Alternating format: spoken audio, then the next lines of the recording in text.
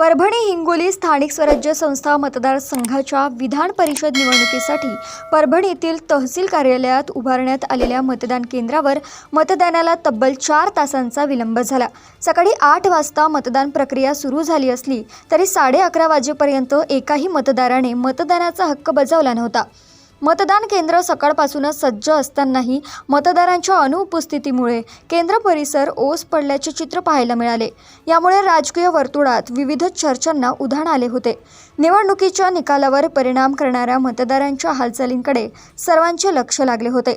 अखेर दुपारी 12 वाजल्यानंतर महाविकास आघाडी उद्धव बाळासाहेब ठाकरे गटाचे समर्थक, महापालिका सदस्य आणि जिल्हा परिषद सदस्य मतदान केंद्रावर दाखल झाले।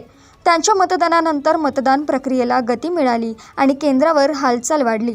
निवडणुकीसाठी प्रशासनाकडून आवश्यक सर्व व्यवस्था करण्यात आली असून मतदान केंद्रावर कडेकोट पोलीस बंदोबस्त तैनात करण्यात आला आहे।